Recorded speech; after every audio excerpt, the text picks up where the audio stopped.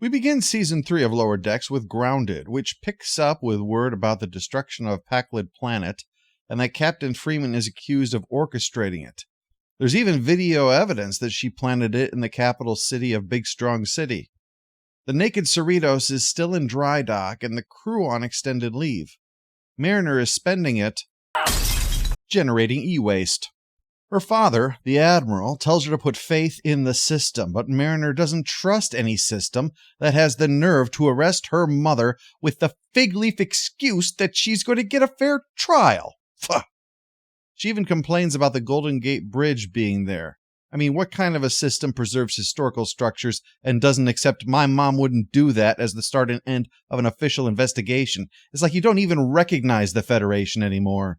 Admiral Buenamingo, who will appear throughout the season, calls up to say who the judge is, someone Mariner accuses of being a planet's rights lunatic, which, given all of Mariner's petty complaints and temper tantrums, probably means someone who will give a careful consideration of evidence and legal precedent instead of just stamping not guilty at the start of the trial, considering arguable cultural genocide. After the titles, Mariner visits Boimler on his family's raisin vineyard, convincing him that they need to do something to stop her mom from being railroaded. It's not like he has anything better to do. Bradward, all these varietals are so confusing. Take me to the privacy of the pickery shed and explain them to me. Because what he has is the proof needed that Captain Freeman was nowhere near Pakled Planet when the bomb went off. The official logs were wiped by the purple space lightning, but Boimler has his own logs on pads that include the captain's log entries for reference. After all, he wants to have a record of all the incredible things that happened to him. Bradward, I'm soaked in juice and I need help getting naked. Just spray off with the hose, Leanne. Meanwhile, Rutherford and Tendi are spending their leave hanging out on Earth, visiting Earth stuff, really down to earth. But now Mariner's trying to drag them into her shenanigans, convinced that if they don't present the evidence themselves, then the shadowy forces that are using her mother as a patsy will have those logs disappear. Mariner, you sound like a paranoid conspiracy theorist. I am not, and I'd appreciate you not undermining my theory about the conspiracy that's out to get me. The four lower deckers head to the transporter because they need to beam up to the coordinates. They need to knock him out. Except, he's the sweetest old man in the world. Even Mariner and all her Machiavellian break shit fight the deep state mania can't do it. There's only one thing left to do. You wouldn't know anything about that, would you? These four have accepted dignity as the price of admission for most of their rides. The old transporter chief says that he would like to help, but even if they had knocked him out, it wouldn't do any good, on account of the space krill or whatever it is up there. The new set is coming past Earth as part of some migration to wherever. They interfere with the transporters. The only way to get there is on a ship, and that's not so easy to knock someone out and just take. But there is one that's pretty low security. The ride in Bozeman, Montana, as in the site of First Contact. Hello, explorers, and welcome to the 21st century. We hope you enjoy yourself and make a first contact with fun. Star Trek pioneered AI recreating the voice of dead people to shill products. There's all kinds of rides and the statue Geordi mentioned in First Contact. To my knowledge, the first representation of this was actually the Star Trek TCG card Visit Cochrane Memorial from their First Contact expansion way back in 1997. Not bad, all things considered, the technology they had to work with. However, a different take was used for a small Cochrane statue in Enterprise's Similitude, which has been used for all these different takes on it, including this one and in Star Trek Online. I'll be back later with another fun fact. The plan is to ride the recreated Phoenix, since the original is in a museum, where it should be, rather than someplace where small children can barf in it. Plus, it'd be rather inappropriate for them to start hot-wiring the thing while holographic Zephyr Cochrane is taking them on a magic carpet ride. Man, I hope they know what they're doing. I have this horrible fear this is going to be like Jurassic Park. They take the theme park ride to the Cerritos on the other side of the moon, which would be flawless except for Gavin, some poor schmuck that got on the ride with them. Oh well, can't make an omelet without taking a hostage. While Gavin decides this is the magic carpet ride that never stops, Boimler gets his logs. only his collection of personal humiliations, dutifully recorded, means they're not going to be taken seriously by that fascist and her insistence that annihilating a planet is deserving of a serious investigation.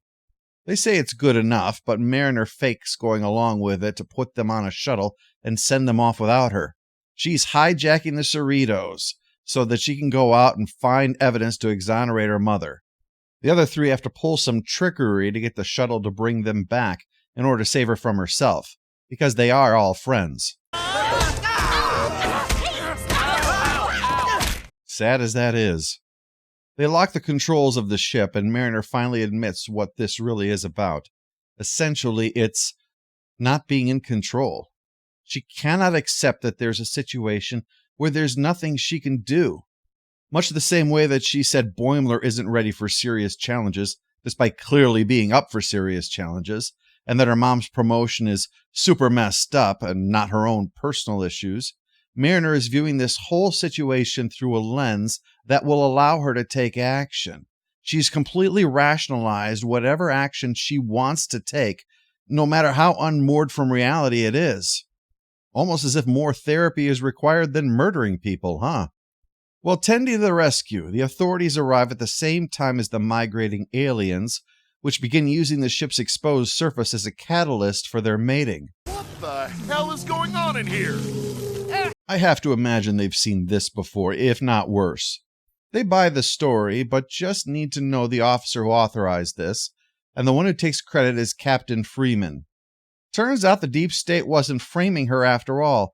Starfleet was carrying out a covert operation to investigate, led by Captain Bateson, aka Fraser, who found out the Packlids bombed their own planet because they'd so misused it they wanted the Federation to give them a new one. It even involved Tuvok pitching in. Essentially, this was a major live-action two-parter-sized event. And we watched these four passing eggs between Jello aliens. After this disaster, Mariner's parents agree that she needs someone new to ride her ass and keep her in line. And that someone is Ransom. She's no longer going to be protected from her impulsiveness. Ransom will have the power to kick her ass out of Starfleet if she crosses the line now. As far as you're concerned, Mariner, I'm your mama now. Grounded gets a score of 6 out of 10. It's an above-average example of Lower Decks. Standout has to be the idea that Bozeman has become a tourist trap, even on a planet without money.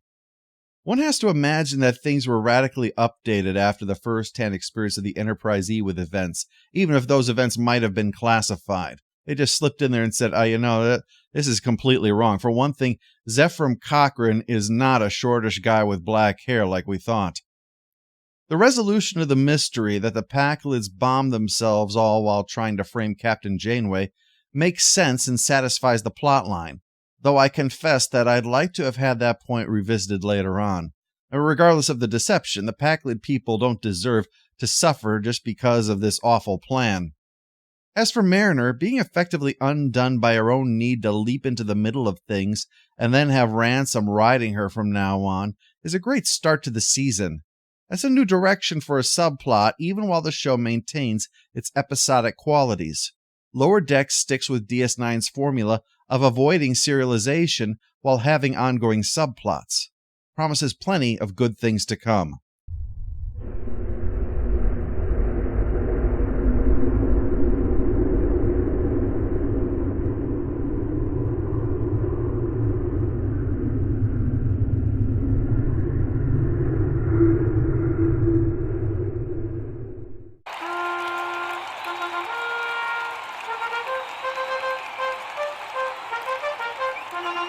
All hail the Overlord! All hail the Overlord! The alien atmosphere is giving me insane gas. Gotta be better about hiding my purple hair dye. Nobody knows my real hair color. An alien bird ate my comm badge. Dropped my tricorder in the toilet again.